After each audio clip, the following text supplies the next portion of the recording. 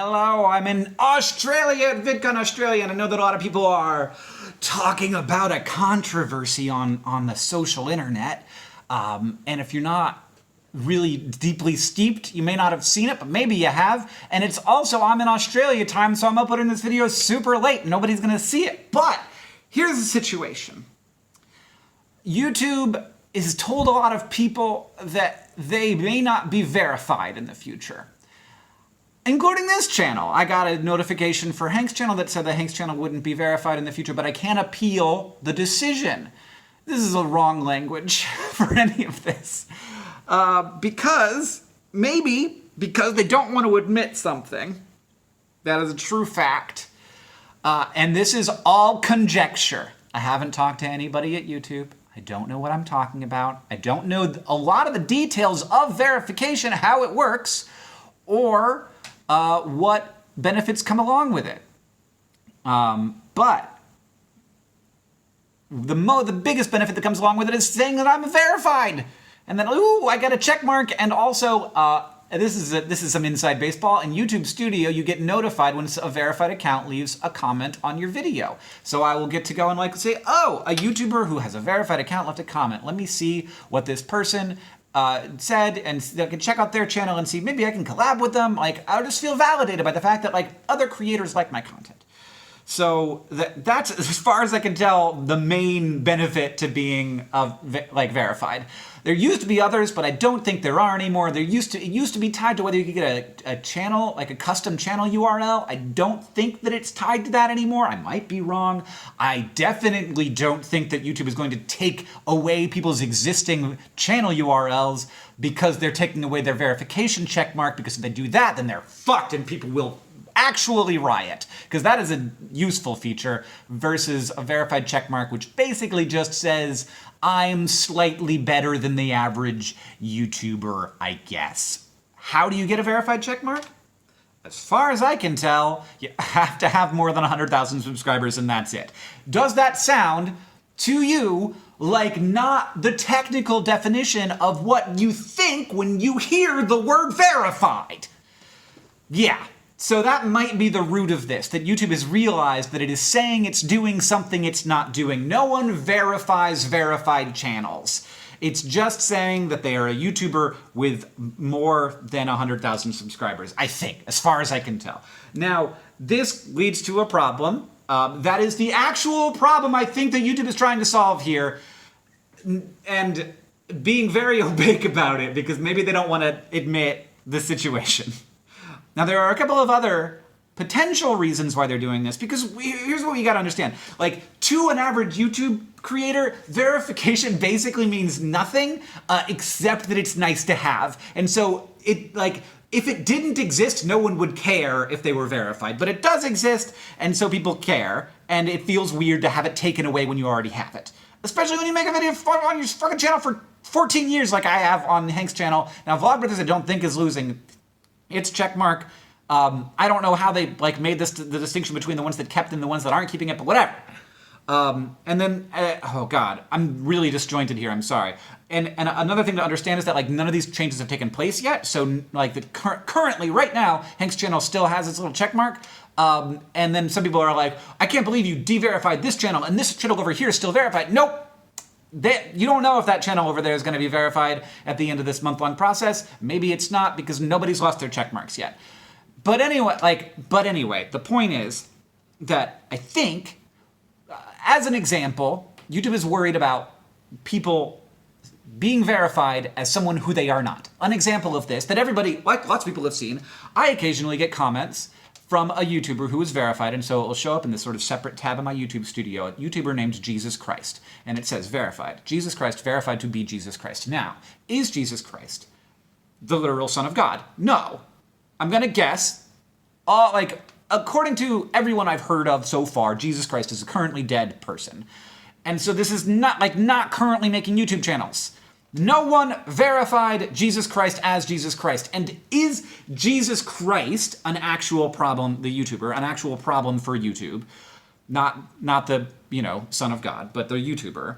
Maybe. Like, it is an example of a potential problem. Is it itself a problem? I don't know. It could be. Like, they could actually be worried about Jesus Christ. And I think that Jesus Christ did get into some legal trouble. So if this all comes down to Jesus, that's hilarious. But I don't think it does. I think that the verification process, like what they're concerned about, is something that has actually happened, which is you sign up for a channel with a name that is not yours, that is the name of a famous person, and then you get 100,000 subscribers and you get that check mark, and now you are verified to be someone who you aren't. And that is like ripe for fraud, right? Like I can create a channel named Tony Hawk, get it to 100,000 subscribers, get the verification check mark, and then leave comments places saying like come to TonyHawk.com, but it's O is a 0 instead of an O, and then I fish you. Or I just say a bunch of racist stuff, and Tony Hawk, like everybody talks about how Tony Hawk's a bad person, and then he's defamed, and then he gets to sue YouTube. Or has to sue YouTube. I don't know. I don't want to say anything mean about Tony Hawk. He seems like a lovely guy. So, like that, this, it's 2019 now, right? Like, it's a legitimate thing that we are afraid of bad actors and manipulators and like anybody who can use the systems of a platform to effectively lie and get their agenda across. That's a legitimate concern, and I think that like on average, most YouTubers aren't super aware of the fraud that happens on the YouTube platform. YouTube, the platform, is much more aware of that kind of fraud. I think some creators occasionally, once or twice a year, or maybe like once every 2 or 3 years, like someone will do some fraud in the comments of your YouTube videos or like get you involved in it somehow. But like, if that's happening like every 2 or 3 years to a single YouTube creator, to YouTube it's happening every day. Like they're dealing with that problem every day internally. So like if this is a way that like fraud is more effective on their platform, then they need to deal with it, right? Is this the right way to deal with it? Probably not. Like, ultimately, this comes back to the original sin of, like, verification not being any kind, like, no one verified anything. Now, there are two other concerns here. When, like, creators are like, there's no good reason to do this, why are you doing it? To jump to. Number one is that YouTube just wants to make the platform only interesting and exciting for traditional media and sort of to scrub its digital native roots because they're dangerous and dirty and advertisers don't like them. Now there's like a certain amount of truth to this, that there are some kinds of creators who have discovered that you can build an audience through controversy and drama, and YouTube doesn't like that because controversy and drama is like advertisers don't like it as much. And it creates controversy and drama in the world, and it's bad for other YouTubers, and so they don't like that kind of content as much. Like, that's real. Okay, I get that. But I think YouTube does care about, its digital native creators, and not like YouTube cares about creators. No, like YouTube cares about creators because like we are important to the bottom line of the business. We make them lots of money. We provide them lots of cultural cachet. Like, it's real. Like, they don't want to not have us. Like, native creators are the reason for all the interesting good things on the platform, and they know that. They're not idiots. So I think that there is, to some extent, like smaller creators, yes, there is maybe a little bit of concern about that because they, don't earn as much money for the platform, but they are there's a lot of support infrastructure that's necessary for them. I don't think that they're like burning with frustration about it, but I think that there might be a certain amount of like, it's just too hard to provide service to that many people. I don't think it should be. I think that if you put the necessary amount of resources toward it, you can do it. Let me just say that to YouTube. I understand that it's hard, and like communication is hard, and that like it's a big platform. There's lots of diversity, and different people are at different places, and so you have to have a different conversation with every single person. But the other like big problem that's one reason why people think this might be happening. I don't think that this matters enough to be a part of that bigger conversation. The other piece of it is like the Twitter verification problem. Twitter had this problem where they were verifying people to confirm that they were the person they said they were. But it also came along with a feeling of legitimacy and validation. And then when like I have a blue check mark, it's almost perceived as like an endorsement by Twitter. And that was a problem for them because they were confirming that white supremacists were who they say they were, but people were seeing that as like, why are you giving legitimacy to this white supremacist? And then Twitter has to decide whether or not, like, each individual case, like, are you a good enough human being? Are you trash or not? And can't, like, so instead of deciding, like, based on whether or not we need to confirm you are who you say you are, because that's an important part of, like, having conversations without just constant confusion and lies, would also get tied up in, like, do you have to judge the content of a person in order to give them a blue check mark or not? And so, like, is that the thing that YouTube is more concerned with? And then you would say, like, oh, but Hank, why don't they just take the check marks away from the white supremacists? Well, let me introduce you to 2019, where deplatforming white supremacists is seen as an act of political bias. Like, I need to have a congressional committee to talk about this. So that's the thing. Like, you can't just take it away from the white supremacists, because then you're only deplatforming a certain political party. I wonder how that happened. So maybe that's a thing. I don't know if that's a thing. It might be part of this conversation, but we are in a world, like, with the original problem here, I think it's pretty easy to identify, which is that like, YouTube, it says it verifies people when it doesn't.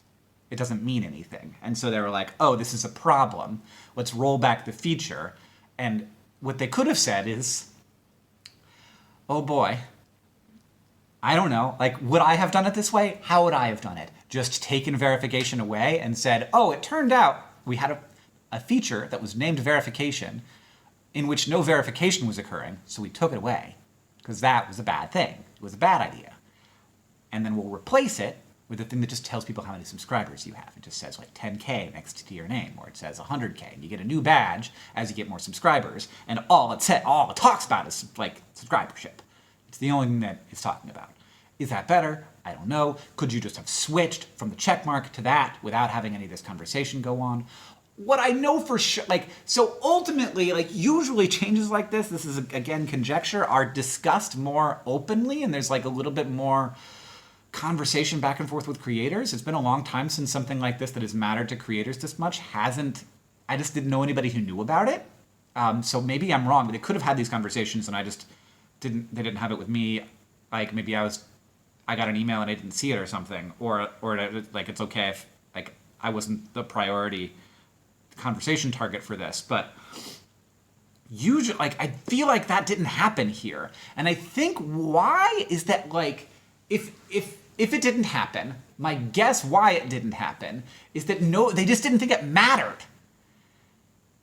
And there might be a legal reason why they didn't want to, like, call a bunch of attention to it, and, like, ultimately they needed to do it no matter what creators thought. Maybe that was it. But I think the more likely situation is that they just didn't think it mattered, because no one thinks about this feature. It isn't tied to partnership. It isn't tied to revenue. It isn't tied to any other features except for this, like, weird labeling of, like, you got a comment from a verified Twitter user in YouTube Studio.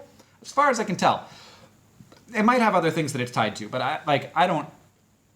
So I think that maybe they were just like, this isn't a big deal, because, like, YouTube changes a lot of features. Like, every week they change, like, 25 different features, and, like, to know which one is going to cause the hubbub should be something that they're good at, but, like, I don't know that they are. So it might be they just didn't realize this was going to be a thing people cared about. But I do think that, like, the main reasons why people thought this was happening mostly aren't. I think it's probably happening because they're concerned about fraud, and they have put a verification check mark next to literally hundreds of thousands of YouTube channels that haven't been verified to be anything by any human. And that's bad. So that's my guess as to why this happened. And if I'm a lawyer, I'm not, but if I'm a lawyer, I'm probably looking at that and saying, like, this is opening us up to some potential problems. So that's my guess about why verification has become something that they're being a little more careful with. And this appeals process, so like I guess the idea might be, and it could all have been if they had just communicated better about why they're doing this, maybe we could have had a better system for how it works, which is like throw out everybody that so check everybody with more than 5 million subscribers because that's a manageable number, and then throw everybody else into another bag and say you lost your check mark, now send us an email, and if you care we'll check. But we're not going to check everybody because that's too much work. Like it's going to be 10% of the amount of work to check the people who care than to check everybody. Which say that instead of appeal. No, because like what you're saying when you say appeal is that like I was verified and like you've decided that I'm not me. And so appeal are just I'm just getting worked up. I'm getting worked up about it. Oh, the poor digital natives. What the fuck does digital native mean? I'm real. I'm a real boy.